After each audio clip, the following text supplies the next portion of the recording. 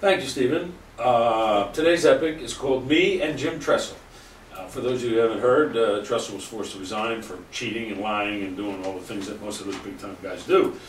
Subtitle, Victory Does Not Guarantee Wisdom. How about most people that get in trouble always bring God into it, don't they? Oh, yeah.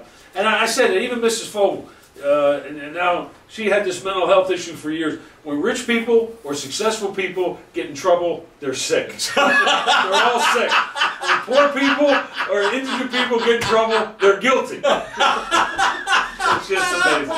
Amazing how that works. Did you see the dress she wore at the graduation, by the way?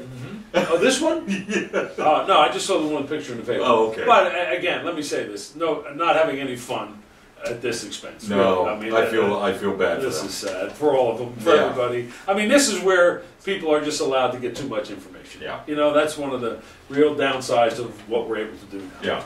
Well, it's, you know what? We were saying this last week. Personal issue. You feel bad for him.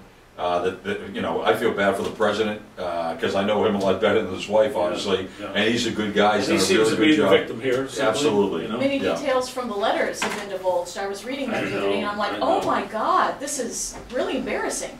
And hopefully the Fogels can work this out. But she was smitten for a while. Yes, she was. She was smitten. Okay, now can I do yes, Yes, off the award-winning Poetry Corner we go. Here's the coach. Thank you. Me and Jim Tressel. You know, when you die, you don't go to Columbus, although many Buckeyes think it's true.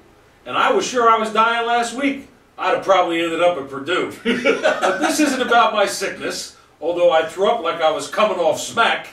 This is about the now empty sweater vest. Mr. Tressel was caught in the act. His boys were getting cars for nothing and tatted up for free, but he feigned shock and awe like De Niro and claimed, "Hey, you talking to me?" He said he had no idea. And sure enough, didn't his nose start to grow? And then we found out what we usually do, and that was, of course, he did know. Now, to a man with a little more soul, this might have taken its toll. But being the liar and cheater he was, he played them right through the sugar bowl. Then he said he was protecting his players, still acting pompous and cavalier. And I'm sure it had nothing at all to do with that $3 million a year that he cleared. Sometimes playing God really affects guys. They just start to believe that they're great. But he must have forgotten that, yup, he cheated at Youngstown State. Now, the man, in fact, owned Michigan, beat them as easy as tying your shoe. But this now becomes lose-lose. Turns out Rich Rod was cheating too. Now, the Buckeyes will get through this mess. Their tradition among the best. But Mr. Tressel, although we're sorry, you must now turn in your sweater vest. Now that the vest is empty, and you've gone from fat cat to nat, just call the guy who sunk you.